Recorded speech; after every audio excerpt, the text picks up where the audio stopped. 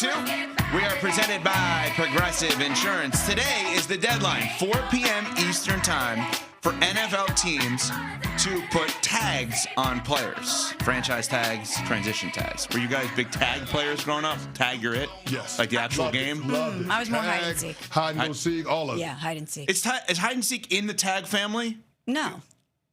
Because you said hide and seek, and you said tag and hide and seek to me are kind of one of the same. you yeah. don't. You need people. One is you about don't need speed, one is about strategy. Well, listen, it's hide and seek, but just because you find me, you got to still tag me. If you don't tag me, then I'm not it. So.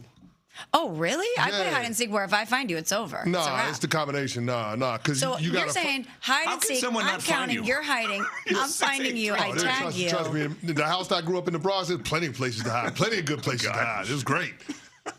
Now I think it would be a little Can you difficult for imagine playing CC to hide and hide. seek with Canty? Like, I see you. Yeah, I think You're your son is going to enormous have an human advantage being. when he plays against you in hide and seek. Oh, my God.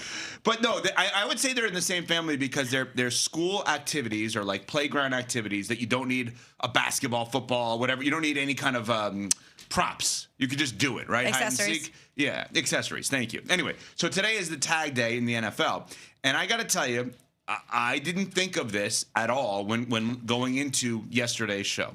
When we were talking to Mike Tannenbaum, ESPN NFL front office insider, about the franchise tag market, for whatever reason, shame on me, I never thought about Daniel Jones in this category because the moment they got him, he played really well early in the season. They make that trade before he gets hurt for Sauce Gardner where they give up 2 first-rounders. I'm like, all right, well, the deal's done with Daniel Jones because you don't give up future firsts if you don't have a quarterback. Yeah. So I thought, all right, everything's good to go. Well, it's not necessarily yet. And Mike Tannenbaum joined us yesterday, ESPN NFL front office insider. Go back on the podcast and listen, and discussed that Daniel Jones may have a robust offseason market. I would say like the Daniel Jones situation is fascinating. Apparently, like they're really considering the transition tag.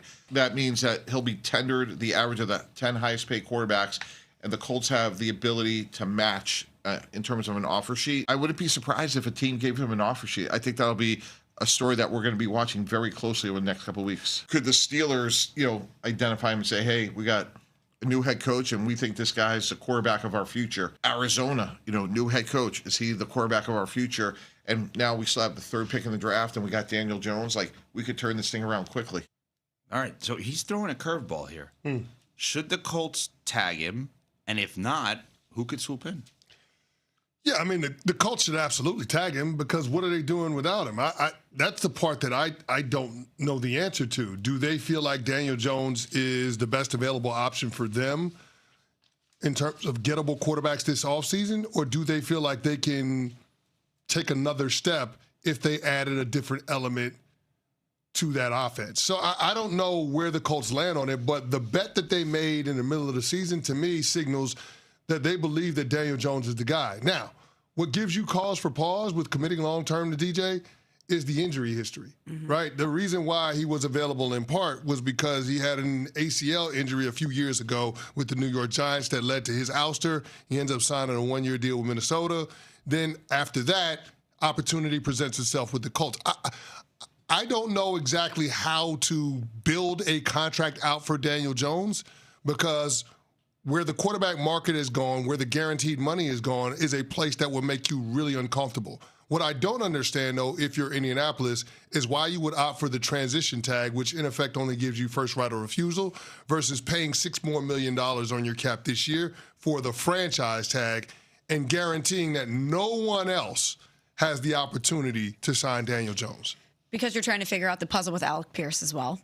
So maybe they're thinking if they do that, it would provide them more flexibility and help them retain Pierce. But you do put yourself in a position to be What good is the receiver vulnerable. if you don't have a quarterback? Great None. point. None at all. But they're trying to figure this out. They're trying to figure it out from a financial perspective. But to your initial point, when you know Anthony Richardson is moving on and you're not going to have him as a viable option moving forward, I think we haven't put Daniel Jones in this conversation because we just thought it was a foregone conclusion that he was going to be there, that something was going to get worked out because we know he was their best option. We saw it last year at the beginning of the season. We were talking about the Colts being legitimate contenders. Historically good offense. Historically through the first good half offense. of the season. Absolutely. And obviously it came back down to earth a little bit. Then the injuries happened and the season went by the wayside. But they saw success with him.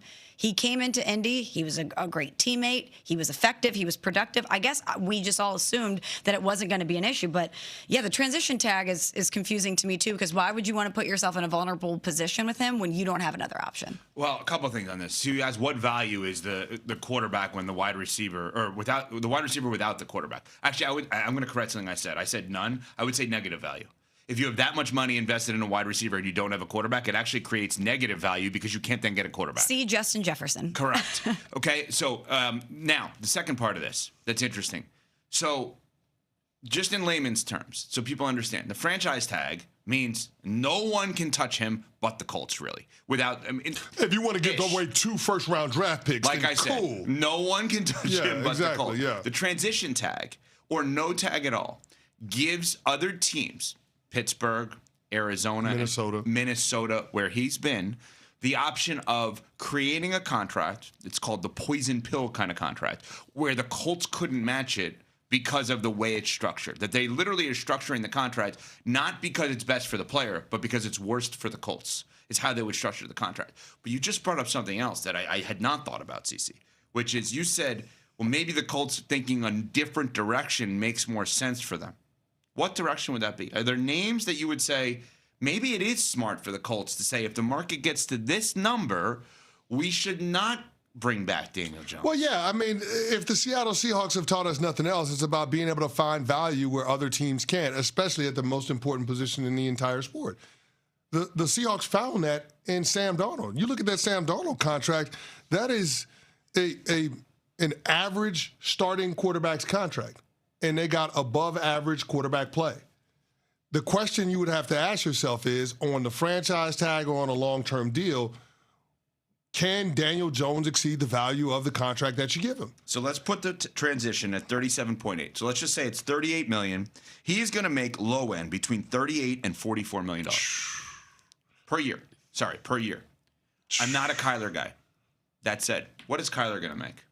Not that. Would you rather have Kyler on a $25 to $30 million a year or a Daniel Jones on a $38 to $44 million? Well, the league already told you what they thought about Kyler Murray and his physical talent versus Daniel Jones. They were drafted in the same class. Kyler Murray went 1, Daniel Jones went 6. But you can't really quantify this. There's obviously financials involved, but you know what you're getting with Daniel Jones. You know what he's like in that building. You know what he's like as a teammate. You know what he's like as a leader. You know what he's like in that offense. You know how he works with Shane Steichen. It's hard to quantify that, but it's a known commodity. You don't have that with Kyler Murray. Okay, so then let me put feet to the fire for you. So all of those things you just brought up, let me now put it to one of your guys.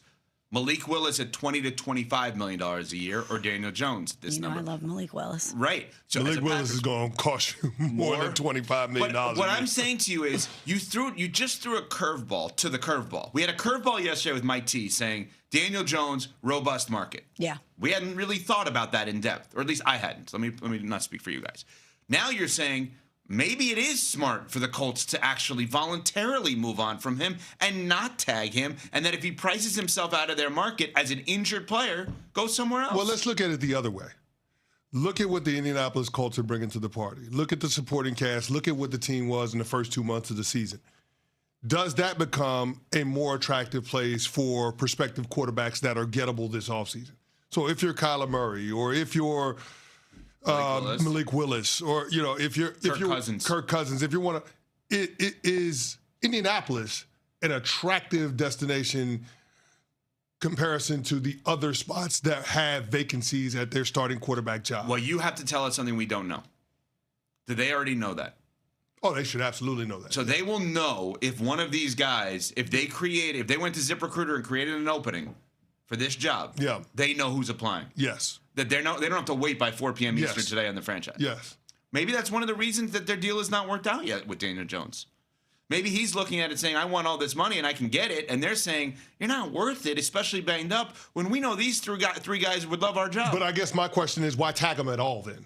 Well, that's another great question. If you feel like Maybe they won't. If you feel like you have an inside track with Kyler Murray or Malik Willis or some quarterback that you deem to be an upgrade over what Daniel Jones is bringing to the party, why even mess around with the transition tag or the franchise tag? You don't need to. It's a good question. And last year, people forget, we saw a major curveball to start the quarterback market. We did not expect Seattle to trade Geno Smith to the Raiders. If you think about the Seattle quarterback situation, we all think about Darnold. Yeah. We don't think about how they got there. So maybe this is the curveball. But here's the other thing, too. Daniel Jones is going to be coming off of an Achilles injury.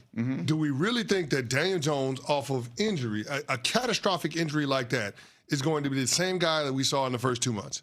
And if he's not, is this Colts team, is the organization better served going with a healthy body at the position, albeit a Kyler Murray type, or Malik Willis, who has a small sample size? The reality is they told you they're thinking about that, but by a deal not being done. Yes. They have not met Daniel Jones's price. That seems pretty clear. So the right? last team that met Daniel Jones's price didn't work out for them too much. Fair point.